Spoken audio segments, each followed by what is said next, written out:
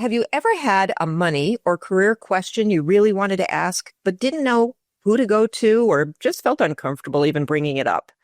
You're not alone. Talking about money can feel intimidating, even scary. And that's exactly what I'm trying to change. That's why I created a free virtual coffee chat, a casual, no-pressure 20-minute conversation where you can bring one thing you're wrestling with and we'll talk it through. No judgment, no jargon, no sales pitch, just clarity, ease, and a real answer from someone who gets it. If you've got something on your mind, don't sit in the confusion. Book a spot at limitfreelife.com and let's sip and sort it out. Hey there, and welcome to Money and You. I'm Michelle Perkins, your host. My search for more fulfilling work led me to career and business coaching, where I stumbled upon a game-changing discovery. Money issues often start with our mindset and habits. You see, our relationship with money is the key to overcoming those frustrating financial obstacles. As an entrepreneur, coach, and problem solver, I'm passionate about helping you create a great relationship with money. Because, turns out, that's the foundation for a limit-free life. Each week on Money and You, I speak with amazing guests about all things money, mindset, practical tips, and everything in between. We're here to give you new insights, education, and empowerment so money can be one of your favorite relationships. So join us for some lively conversations and let's transform your financial life together. Hello, and welcome to the Money and You Show. I'm Michelle Perkins, your host, and thrilled to have a great guest on today talking about something that we have not talked about. I'm really excited about bringing on guests who can enlighten me and the audience around topics that maybe you don't hear about every day. So this is a really interesting one, and it's really speaks to people who really kind of have a vision and a dream of doing good things with their money, particularly, philanthropic ideas. And, maybe some of that seems really far away and, somewhere in the distant future. But I think our guest today will bring that home and show you how you can engage in giving before you have all that money that you think you need to do that. So I'm bringing on John Bromley today. He is the founder and CEO of Charitable Impact. It's Canada's first fully online donor-advised fund. Since its inception in 2011, it has facilitated over $1.6 billion in charitable donations, empowering tens of thousands of Canadians to turn generosity into meaningful action. Charitable Impact is built on John's belief that while generosity comes naturally, knowing how to channel it toward the outcomes you care about and the change you want to see in the world requires support. The platform offers tools, guidance, and a cause-neutral space where donors can explore, plan, and carry out their giving goals. John, welcome. Thank you, Michelle, for having me. I'm really happy to be here. Well, I'm thrilled to have you here. I will tell everybody that I pared down your bio. It's much longer. You're a TEDx speaker. You're a Vancouver 40 under 40 winner. You're a father of two. There's a lot more to you than that, but I really want to let you speak and let everybody kind of, hear your story. So we'll jump in with that. And I'd love to hear a little about how you got into this. And I want everybody listening to know this is not a Canadian restricted thing that we're going to be talking about. And I'll let you speak to that as well. Yeah, just on that, we run a donor advised fund, and there are donor advised funds in the United States. So if people find what we're talking about valuable, please go check out donor advised funds in your local area. Yeah, Michelle, I was raised in a family that valued charity. It's important to say that because, it was around me. It was modeled for me by my parents growing up. I've got two sisters. My parents, I remember, every now and again would give us some money that we had to give away, something that I would call a charitable allowance today. And so that's the background for me. But then when I started, I went to university, I studied corporate finance. I went into kind of corporate finance, investment banking, capital markets related work. And in my late-ish 20s, I started talking with my dad. just my father, right? But he happened to be, and I didn't understand it as much as I do today, but he happened to be one of the pioneers of charity law in Canada. So I started to sort of accidentally creep closer and closer to the professional world of charity, the world that helps people carry out and structure what they're trying to do. And in that world, I saw that really there was nowhere for people or companies to go to get help with their charitable giving, regardless of what causes they wanted to give to. Mm-hmm.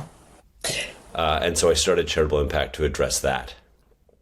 Yeah, I love that. And, giving is more complicated than we realize. And I know that from my family, because I grew up in a similar, kind of ideology around things. And my mom spent her whole life first in fundraising. And then she was fortunate enough to go from fundraising to actually giving money away for a large foundation, which I thought was the coolest job I'd ever heard of. I mean, she would just travel around to different charities. They would entertain her and show her what they were doing and try to be, one of the people who was going to be given money by the foundation. And so it was very, very cool. And she learned about so many interesting, not only charities, but people doing amazing work, and it was also the people, the family, for example, that started the foundation, and they had made a tremendous amount of money in oil, but they were so philanthropic. And actually, it's also interesting. We get these sort of, ideas about people with money. And this was a man who grew up as an orphan, completely poor, built what he built, and then really was invested in giving money to others. So it's a nice message all around. It's very feel good. But one thing I hadn't heard of, charity law. I didn't know that was, a direction people could take. And the career coach in me loves to hear about, different avenues for work as well. So I thought that was fascinating. And I hadn't really heard of donor advised funds. So, maybe you could just touch on what both of those are, because I believe, did you go into charity law as well? Well, I didn't. I'm not a lawyer. But my dad recently retired and I spent tons and tons of time working with him. So I was in and around the law all the time, but just not giving that advice myself. I mean, charity law is like, the same as any other type of law. It's just the focus on not-for-profit, tax exempt organizations, what governs them, how to create one.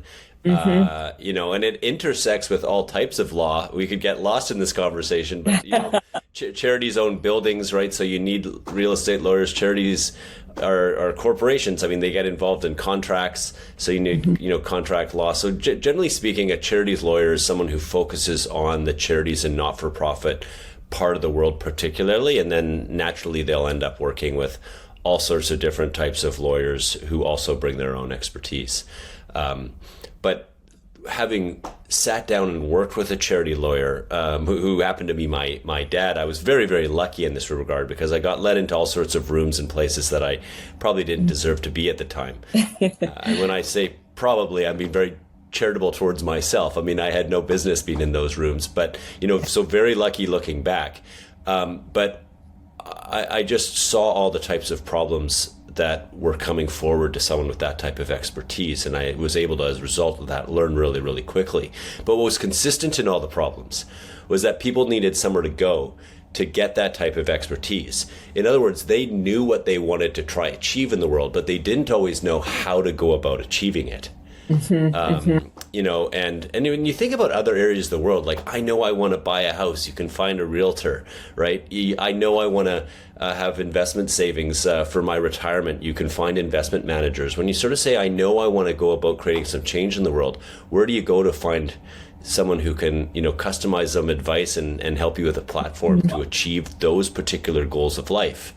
And that became apparent to me actually less as a donor, as more as the person where there was this long lineup all the time to come and see us, to talk to us about doing this stuff. And I'm kind of going like, why is the line so long? That's a good problem. Yeah. Sure. But ultimately it's because there was nowhere else for people really to go within reason. And that then became a really important motivation for me and actually led to my becoming an accidental entrepreneur and starting what I'm doing today in Charitable Impact. So can you give us an example of, somebody who has an idea? Because I'm not sure I can visualize exactly how they're thinking. So, when somebody comes to you and says, this is what I want, maybe an example of what that might be, and then how you can help them. Sure. I mean, there's all sorts of different levels, right? Because, you can have a cold and have you thought about taking cough medicine all the way up to, that cold is really serious and we need to operate, right? So, yeah. So in that regard, charitable giving progresses from, the mundane and easy and everyday kind of attitudinal stuff, the way you use your time and money, and progresses all the way through to very sophisticated structural stuff. So, but what's consistent between all of it, Michelle, is that people usually will almost certainly have some love for something they want to preserve or change, right? And love and hatred is a hard word, but like sometimes you hate something like poverty, or you hate cancer and you want it to disappear, and you want people to find recovery when they get sick. And so there's usually, almost certainly, there's necessarily that what is the thing in life that you're going for currently? It can change. What's the thing in life that you want to contribute your time and money towards? And then it just sort of depends on where you're at, right? So some people will be like, hey, why don't you put aside $20 a month that you can give towards that type of thing, and prepare yourself to volunteer an hour every month, right? All the way through to, now I'm studying this in university and I want to become an engineer so that I can focus more on agricultural food security and develop scalable systems to feed the hungry.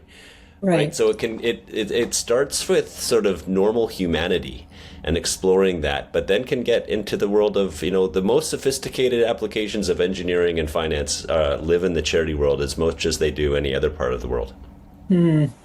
Interesting. Okay. So you're opening the door for people with really any amount of money to give, which, if you travel down sort of a spiritual path, I think, I believe when you give like that, you also receive. And so I think giving is wonderful at any stage. And that was one of the things my mom always told me too.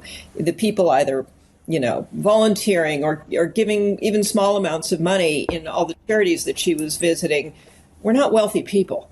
They were average, regular, sometimes leaning toward lower middle class, but they were dedicated to giving. And so one way or another.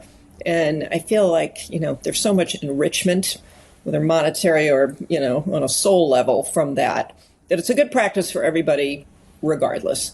Yeah, 100%. Yesterday we even us Canadians watched the Super Bowl down in the United States, and it's like, well, there's only so many people on the field, and there's only two coaches supported by others, of course, but like not everyone can play in the NFL. But how many people get joy, playing football, watching football, being a part of that, right? So charitable giving is the same way. On the one hand, you don't have to, not everyone can be Bill Gates, and you can't, right? On the other hand, you have to start somewhere. I mean, the story you told of your the oil gentleman that your mom worked for is not uncommon at all. I mean, here's someone who was an orphan, almost certainly received the benefit of other people's charity, and had he not experienced that, would he have been as dedicated a philanthropist in his older age? So you don't know where you're going to end up in life. Charitable giving is one of these things that, regardless of who you are, regardless of how much money you have or how much free time you have, there is something you can do to contribute towards, what do you want to see change in the world. And what's most important to me is not that you do it at this professional level, it's that you do it at all and you find some enjoyment in it, and that pathway starts in your life, and you determine from there, how you follow and pursue that pathway. Yeah, I couldn't agree more. And Yeah, we could spend the whole time just talking about the benefits of giving because they are so plentiful. I do a volunteer thing once a month at a particular place. And almost every time I feel as I'm getting ready to go and driving, I'm thinking about what I'm not doing. Like, well, I'm gonna lose a day on all kinds of work things or whatever. And then I get there and then I do it. And then when I leave, I'm like, that couldn't have been more worth it. It's just, and that's all just on a feeling level. And so, we don't realize until it's a huge part of life, really, especially when you're grinding away, trying to, work and be smart with your money and everything else. It's actually a lovely sort of contrast and a reminder of what we're all, grinding for. So I love the whole message, but I do want to make the show worthwhile for people who really want to talk about money more than how my soul is feeling today, even though I really like that topic.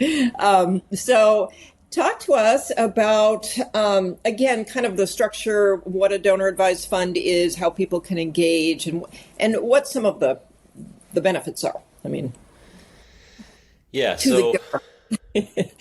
sure. So, it's important to start at the top at some level, to make sure people know that when they give a charitable donation, they get a tax receipt, and that tax receipt is a form of tax credit that offsets money that you pay to the government. So there is actually financial value in giving. And what's really important to understand about giving versus tax is that when you pay your tax, it goes to the government and they spend it the way they deem necessary. You can vote for them. But in philanthropy, you get to choose where the money is allocated, right? What type of cause it goes to, what type of organization receives it, et cetera. So there's more agency, arguably. Pay your tax, that's important. But, there's arguably more agency in philanthropy, and that's where a lot of the joy comes from. So a donor advised fund gives anybody who wants one their own giving account. Okay, so this is it's almost like having their own foundation. And I'll come back to that, but you put money into that account and you get the tax receipt right away.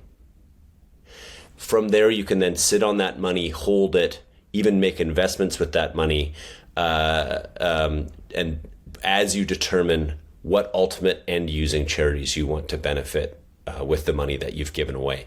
And so, not unlike a bank account, but one that's just for charitable giving, a donor advised fund creates the separation between the money that you donate and give away in return for the tax receipt and the decisions you make with how you want to use that money to create the change you want to see in the world. So it's kind of like a savings account just for giving. Yeah, I love that. But the funds can be invested through that. Is that what I'm hearing? They can be. Now, subject to the discretion and the policies of the donor advised fund you're working with. But yeah, charities can make investments. As a result, donor advised funds can make investments with funds post donation, which is also why many of the big financial houses have them. Fidelity is a huge one in the United States. Charles Schwab, Goldman Sachs launched one. Morgan Stanley, all the big players have them, and they are interested in serving their clients, of course, but shouldn't surprise anyone that they're also interested in the assets under management. Yeah. Okay. So you can actually have somebody manage your account for you as well. In fact, it's usually a rule that it's managed for you and that you don't manage the investment side of it yourself. Okay. The brief rationale for that is because when you give the money away and you take the tax receipt, the money ceases to be yours. At law, it's not yours anymore. So it actually belongs to the charity now. That donor advised fund you've given to is also a charity. So it belongs to that charity now. So it's them who's investing it. But organizations like ours at Charitable Impact will say, okay, well, what types of things are you interested in investing in? And we'll take advice or recommendations from the donors who have given money away. But no, you don't let the people self-direct the investments, but you can let them self-advise it. Okay, so you're basically saying, I want this amount of money, and I would imagine people have recurring amounts that they put in as well in some cases, and just so it can keep potentially growing as it's giving. I'm oversimplifying. That's right. So it can grow in two ways. It can grow from new donations that you make to it, and it can grow from investment returns generated between the time you've donated the funds into the account and before you've sent them out to the end using charities, whether that's your church or, a mosque that you attend, or, a university that you went to, or a homeless shelter in the area you live. I mean, tons of different things are beneficiaries of charitable funds. And so one of the major benefits, Michelle, you asked about benefits. One of the major benefits is that separation of donation from allocation to where you want the money spent. And the reason it's a benefit is, I'll just give you a quick analogy. My wife and I and our kids, we like to go away to vacation, and sometimes we save for vacation, but we don't know exactly where we're going to go. Okay, so we can set money aside for, into a space for saving, and then kind of when we get to that amount, we're like, hey, let's go and spend this money, or what are we going to do with it? Where are we going to go? And those decisions can be thought of separately. So the planning for the ability to do something separate from what literally you're going to do with the money, that's a huge benefit of the donor advised fund. It lets you kind of go, okay, well, do I want to make a monthly donation, and how much? Do I want to wait to do it once a year and make a larger gift? When I make that gift, am I going to be using cash, or should I be using publicly traded securities or other types of assets that I have? And planning the kind of tax financial aspect of it. And then separately going in and kind of going, like, where am I going to go on vacation? But the charity version of that is, what is it that I really care about? Am I going to be focused on relieving poverty, or do I really want to advance education? Am I focused on children or youth or old people? Is it health? And in all of those questions, finding your pathway for what you love, and ultimately finding specific charities you want to give to, that takes time. It takes some work. So the ability to commit to being charitable, adding money to your donor advised fund along the way, is critically important. And then separating that from going in and using some of that money to support the entities that you want to support based on whatever you're trying to do to create change in the world, the way you see the world yourself, Michelle. Right. So you can say, I want this to go into medical research, or you could just say, I want it to go to a specific organization, basically, or not really? Well, I mean, it depends on the donor advised fund you work with. Like at Charitable Impact, we have these things called cause funds, and so you can say, oh, I just wanted to go into medical research, and then some astute, really experienced person with regard to a certain type of medical research will give that money away for you. Not all donor advised funds will offer that. But ultimately what almost every donor advised fund will certainly offer is the ability for you to choose between the different charities that exist, in this case in the United States. Do you know I think that's really... Go ahead. Sorry, Michelle. I was just going to say, do you know there's over 1 million charities in the United States? So there's a lot of choice, maybe too much choice. I was going to say that's one of the interesting things too, because whenever I would go and tell my mom, I'm doing something for this charity, she, you'd think she'd be all happy. Oh yeah, you're giving, but she would be like, check them out. Why are you giving to them? What do their books look like? I mean, she was very picky about it because there is a lot of charities that don't manage the money well, whether unintentionally or, whatever. So you have to know, well, you don't have to, but it would be smart to know what's going on in that organization before you give. 100%. So quick plug for the donor advised fund. So if you want to be a donor and make giving money away a part of your budget, a part of your life, the donor advised fund lets you do that. And then you've got this money that's, growing in your fund, and you can now spend the time and space necessary to go and find those organizations and, as per your mom's excellent advice, determine which ones you want to give to. Now, charities aren't different from like publicly traded securities, for example. Like not every stock you invest into is going to be well managed and is going to go up in value, right? And so charities are the same way. What's different between charities and public markets in particular is that in public markets, you at least know the sentiment of the market because the price is going up or down and it's tangible. You don't have that type of measurable in the charity world, unfortunately, which is why my personal advice is to spend time with charities that who work on a cause that you already love. So you're already interested in it, right? If you love the environment and you love trees and you love the outdoors and hiking and preserving that, finding a charity that's in that area makes it easier to understand whether or not they're doing a good job because you have some appreciation for the cause already. And then from that, diving into those organizations, just the same way you would if you were investing into your own, if you're making your own stock choices or buying your own house, you're going to probably check it out before you go. And, do that research too, so you can, make the best decision you can. Now, one last thing, Michelle, it's okay, right? I'm not sure that Warren Buffett ever said, I never made a bad investment. Yeah. Right. I'm not sure there's a lot of people who've lived in multiple different houses who kind of had said like, gee, like, this one was a better decision than that one for the following reasons. So there's no aspiration to be perfect in charitable giving, just like there's no aspiration to be perfect in life. It's most important that you're doing it.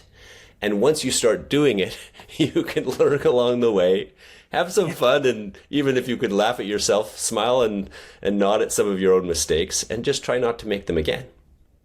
I love that. And the real estate is such a good analogy. I know no one, including myself, who doesn't regret certain real estate decisions, whether it was I didn't buy this or I did buy that.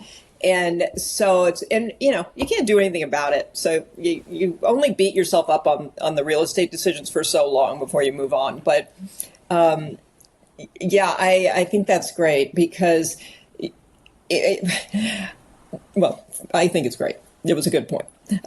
What I think is really interesting about this, which I've never thought of, is the time it buys you. Like, I don't like financial decisions that are based on a lot of emotion. That's a lot of what I do the show around. It's your relationship with money and where's the decision coming from? Is it, a place of fear, a place of abundance? So this is really great. And it's something that, we all get moved by a charity or we have ideas about where we want to, give money. But it's not, it's a really good idea to put it somewhere and learn more before you do this. And so I think that's a very cool thing. You get the deduction right away. So I guess you take it in the year that you put the money in the fund. Is that the way it is?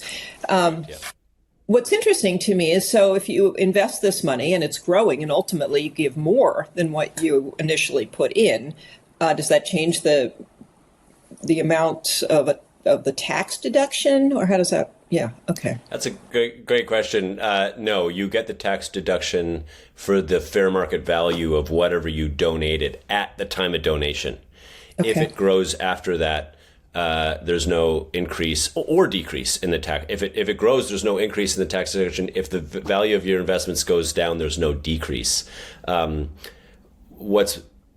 that's a great question. What's also important to know is that charities in Canada and the United States are tax exempt organizations, and so the charity itself won't be paying capital gains tax if they're or any type of tax on the gains from their investments. So it is an efficient way for money to grow. And it's their gain, not yours. It's their gain, not yours. But in the donor advised fund model, again, depending on the policies of the donor advised fund you work with, that those gains will accrue to your account. Right. Okay. But from a tax standpoint, you're not additionally taxed on any gains. Yeah. You are not taxed, and nor is the organization. Very cool. Okay. So what are some really cool things that you've seen in this world since you got into this? Maybe an example. Yeah, I'll tell you, Michelle, I love the question because although the answer may sound a little mundane, but it's purposeful in that, like, I want to see more of this, boring action, which is, the stories I love is where people meet the donor advised fund and they go, you know what? As they get their head around it, they go, this solves so many of the objections or the problems that I had with charitable giving before. And as a result of that, they start getting two things. A, they start giving more regularly. And secondly, they start getting more engaged with the causes that they're supporting. And that's usually where they find the most joy, right? Also frustrations, but joy from being involved and going out there and making decisions that are their own and taking responsibility for them and choosing organizations and assessing how it went and deciding if they're going to stay with that organization and give them more money or find a new one. So the stories I really like are the people who kind of shifted from, you know what, I really like the idea of being charitable and I like the idea of generosity and it's a value of mine that I hold personally, but I don't really do anything about it if I was being honest about it. Yeah. And the people who shift that into actually acting intentionally and participating in the world. You know, the biggest problem in the charity sector, well, the biggest problem in my view is there's nowhere to go to learn about how to give, right? So we all have this nature of generosity, but learning how to deploy it is there's no real place to go to educate yourself on that. But one of the things that results in that I think is a huge problem in the sector is what's referred to as the intention gap, the gap between what we intend for ourselves and what we actually do. And so the people who overcome that intention gap and usually they recognize it in themselves and then they overcome that with the help of a tool like the donor advised fund that's actually built for them as the donor. Those are the stories that I love. Sometimes you see that in a, 65-year-old, 70-year-old retiring person, and sometimes you see it in a 15-year-old kid who's, just starting to volunteer and getting excited about a cause that they learned at in school and doesn't want to see their friends going to school hungry, and they get involved personally with it and they start fundraising from their parents and others, and they just start making giving a part of their everyday life. So I'm not so partial to which person it is or how they come to it. I'm just really get excited when you see someone's behavior go from, I like the idea of being charitable, to actually doing it. Oh, I love this. I love this as a different avenue for your money. And I loved what you were saying about the gap. What did you call it again? Intention gap. Intention gap. Because that really, the light bulb went off. That is an overriding theme of money in general. I mean, people have all kinds of financial intentions that they don't act on. And I think part of it is not really knowing exactly what to do. And part of it is not knowing when to do it. And always thinking there's, I'll figure this out tomorrow, which is not a great thing in the financial world. But I think that occurs in all over in your financial thinking and planning. So it's a great point.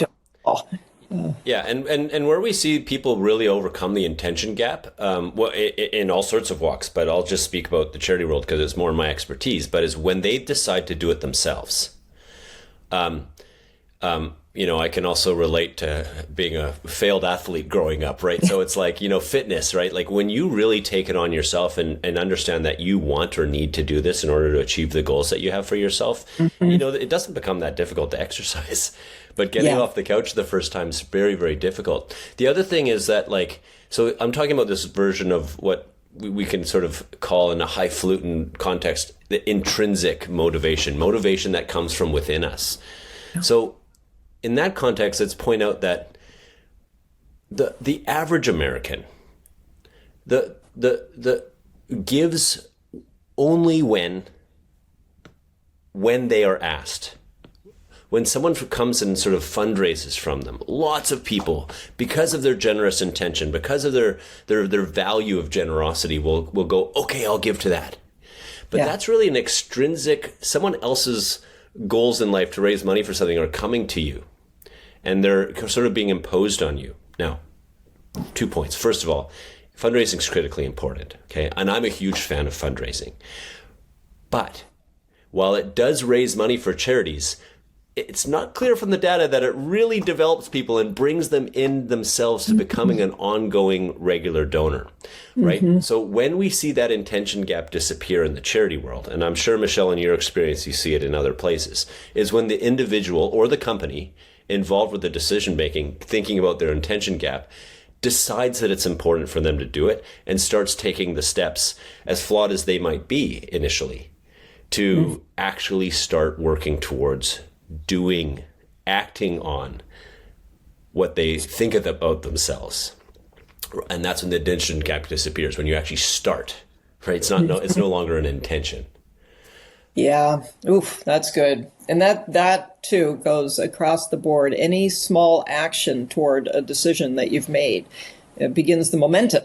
And so, yeah, that's so true and so valuable. I love that. It all speaks to just living the life you want to live, and actually giving thought to what does that look like? What am I doing in my future vision of myself? I've spent, it's the beginning of February. I've spent most of January planning and envisioning and thinking about, both personal and business life. What should that look like? This is a big part of it. When you create a big business vision, I think most people are taking some give back into consideration in that picture. Just kind of 100%. Michelle, but when you talk about planning in January, now it's time to start acting on what you've been thinking about, right? Just back to the intention gap. And when I think of myself as an entrepreneur, people sort of, they go, well, what moment did you become an entrepreneur? And it was like, what moment did you decide to become one? And it was like, I didn't really decide to become one.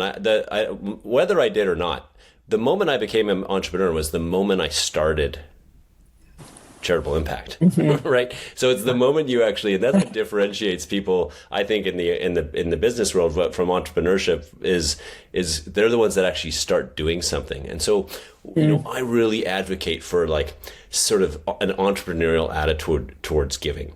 It's really not about the amount you give. This is a mistake way too many people make. They kind of go, oh, well, I'll start giving once I have the money. Well, are you going to start playing football once you're fit enough to play football? I mean, where is that bar, right? It's the advice I give is start playing football, and then you'll figure out, along the way where you need to work on your fitness, if at all, right? Yeah. So in the charitable giving world, it's like, it's not about the amount of money. It is about acting on your intention. You start giving $10 a month. You're already in the game. You're more of a donor than lots of people who aren't giving that at all. Start giving a little bit of your time. And as you do that, you'll start going, oh, I should start doing this and I should start doing that. And I should review that decision, not make that mistake again. Yeah. And that's where the growth of the philanthropist comes from. That's beautiful. And it's so true. And again, that's another message I like to share is start it where you can start, but start now, especially this is a form of savings, what you're talking about, and any kind of savings. So many people say the same thing. Well, I'll start saving for my retirement when I get that next raise or whatever. And I mean, a little goes a long way if you have that time on your side. So it's, it's really interesting. I love it. It just fits into everything. And, you speaking about when you became an entrepreneur, what was your mindset sort of coming from more the I'll just call it the Wall Street side and doing this? Was that hard for you at all to make, in your own mind, that decision? It wasn't, because in my world, I didn't have some epiphany one day where I woke up kind of going, oh, Wall Street corporate finance is bad and charitable corporate finance is good. It was more of a journey where I left corporate finance, the Wall Street version in Canada, and started, exploring other avenues. That's when I happenstanced into starting to work with my dad, when I then started learning a ton about the professional reality of advising people on sometimes simple, sometimes very complex problems that they face in the charity sector, and then recognizing that there really wasn't anywhere for donors to go to get objective, neutral, cause-neutral help navigating and carrying out their intentions in the charitable world. And that's when I kind of went, I guess I got to start something like that. So for me, actually, I kind of came into entrepreneurship through the subject matter expertise route. Not always the best way, trust me. But it was almost more of a burden. Like, I guess I got to do this. And in that way, and by the way, I donate my own money. I mean, I am a donor myself, but in that way, my entrepreneurial journey is, I think, very analogous to a donor journey where someone kind of goes, I care so much about this cause. You know, I read about it, I watch movies about it, I go to talks on it. I just got to start doing something for it and starting to chip away at my own way at contributing towards solving the problem that I see. And so I'm a problem solution entrepreneur that happens to be focused in the charity space. But the way I approach my entrepreneurship is very much the way I actually encourage donors to approach their giving. Wow, that's really great. I love this. So, it's funny too, because I'm reading Melinda Gates's book that I think I downloaded it like 2 years ago or something, and I was just listening. I started thinking about, she was talking about the foundation and the time that it was really a full-time job. And it suddenly dawned on me that there's all the strategy and thought behind all of this, how it all must work. You think of giving as, you don't think of it as a strategic kind of thing. It's just like, I have a lot of money, I'm just going to give it to you. But there's a lot more to it and a lot more, behind the scenes that about. Yeah, just like your mom's story, right? But what's important is to not get lost in that, well, if I'm not doing all that hardcore work and all of that time, I can't be charitable. You might go to church and stay behind and help clean up the dishes after coffee hour. You might put some money in the tray to help fund the church itself or the missions that it's involved with. You are being a charitable person in that time, deciding to contribute to the community that you are already a part of and you presumably trust.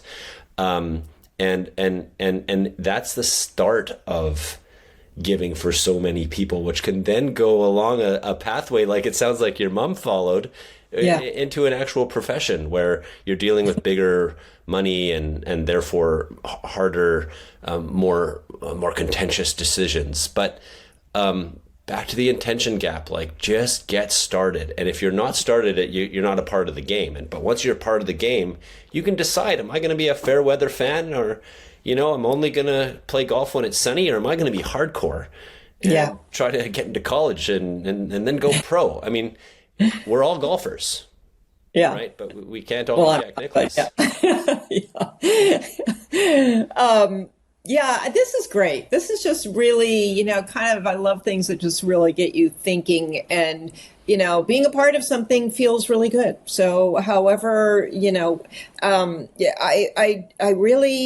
I also like, and this will be the last point, is that it's as far as what you want to put your money into, you had a term for it, something neutral, where, there's no bias, because I think sometimes people are vulnerable about or feel weird about, I really want to put money into this, and maybe they think there'll be judgment around it or something. But I use the word cause neutral, and so the guidance. The donor advised funds are, generally speaking, almost exclusively cause neutral. Their purpose isn't to tell you, give money to this charity. Their purpose is just to tell you, here's a tool for you that lets you manage and navigate your charitable giving. And separately, here's a list of all the registered charities in the United States, and you can, give to anyone you want, right? So that's what I meant by cause neutral. The donor themselves shouldn't be cause neutral, right? Like, Michelle, right. You're not meant to be cause neutral. You're meant to go like, gee, no, it's like, man, like I do love hiking and I do love the trees and being outside. And I mean, I don't know anything about you, Michelle. That part's true. The golfer was okay, not, but then you still might go, but you know what? I'm actually deciding to give my money to kids in the community who are going to go to school with an empty stomach. Right. So you can love something and decide to put your money elsewhere, but presumably you love that too. You're not cause neutral. The donor is never cause neutral. And that's why it's important for the tool they use to be cause neutral. And that's by the way, the pressure point, just to come back to fundraising. And fundraising is critically important, but fundraising isn't neutral either, because it's raising money for a particular charity. And the donor is being asked to give money to that particular charity. So where those two things bump into one another and where fundraising gets expensive is when they start asking a whole bunch of donors to give money towards a charity that they're never going to say yes to, right? Which is also interesting. Be expensive. Yeah, and I find, a lot of times you're like, well, I want to give to this, but I've already given to that because they came knocking at my door and I did it, and so this kind of eliminates a lot of that too. So very interesting. So, Michelle, one thing there, and I'll end on this. It's been a wonderful conversation with you, but one of the things that experienced donors become good at that inexperienced donors struggle with is saying no. Mm-hmm. Someone who knows in their heart and mind that, and by looking at their wallet, knows that they're contributing. When someone shows up at their door or on the street and asks them for money, it's a lot easier to say no, because in your mind and your heart that you're actually doing something else and you're just saying no to that organization. You're not saying no to charity. Yeah. And that's also where people bump into a charity and have a poor experience because they give to that organization at the door and then they have a version of buyer's regret or something and they go, gee, maybe I should have given to this organization, this one that I really, really would have loved. And, just to end on a plug for the donor advised fund, that's the type of stuff that a donor advised fund can cause a donor to avoid. By way of example, someone shows up your door and says, hey, do you want to give money to this thing? Saying, no, I'm not going to give money to you right now, but yes, I am going to go into my app and add money to my donor advised fund and then decide what you're going to do with it, which can include looking into that charity that showed up at your door and decide whether you actually are going to send the money, right? In the first instance, you give and it's emotional and you feel good for a moment, but you might have a form of regret after you think about it. On the second one, you're going to kind of go, oh, I felt good about that decision. And a week later, I still feel good about that decision. Yeah, I love this. This is the best way to end possible because I talk about that all the time, emotional money decisions. And as you're speaking, I'm realizing with charity, a lot of times we just feel like I need to give. So if you're giving here and there and everywhere, you feel like, well, I gave this year. You go sit down with your tax guy and you're like, look at what I gave this year. But so much of it may not actually matter to you. You're giving a number.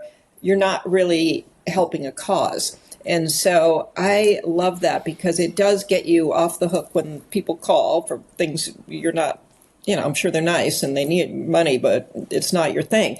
And then you really get to choose your own way, and you will feel, I think, very differently. Then it's not about a number; it's about what you're doing for an organization or a movement or whatever that you care about. So that's really great. It's just another way to make sure that your financial decision making is, on the rational side versus the emotional. I need to get this guy off the phone. I can't talk to him anymore. Which honestly, it happens. I mean, that works when they get you on the phone. So, wow, this has been great. Thank you so much. How can people find out more? Can they go to Charitable Impact and learn some things? Like what are you offering out there? Yeah. Well, first of all, thanks to anybody who listened to this. Michelle, thank you for having me. It was a fun discussion. You can find us at charitableimpact.com. And we're on various social media, at We Are Charitable. So please look us up. And even if you're in the U.S. and you want to learn more about donor advised funds, there's a little bit of tweak here and there about the rules, but Charitable Impact's always happy to talk to people who have genuine and interested questions about charity. And we're here just to have conversations with them and help them do something, get away from just floundering at the intention gap and actually get towards real action. Oh, I love that. Okay. And I feel like everything has a ripple effect. So if you start doing it in your, charitable endeavors, you'll start applying that intention gap thing to other areas. So that's great. Well, John, thank you so much. It was a huge treat to have you on. I think you provided so much valuable information and so clearly. It's not necessarily something that people understand just by looking at the term, so I really appreciate you giving a lot of information on that was easy to understand and interesting. So, yeah, thank you so much. Thanks for what you do out there. It's great work. Thank you, Michelle. I appreciate being here. All right. And audience, thank you for listening. We love it when you listen to the Money and You show. You can find us on all the podcast platforms. You can find it on the Limit Free Life YouTube channel and a few other places. And we are so grateful for your support. We would love it if you enjoyed the show to rate and review it, share it with your friends. Anybody that you know who's been talking about charitable giving, this will be a great show for them to hear about. So thank you so much. We'll see you next week.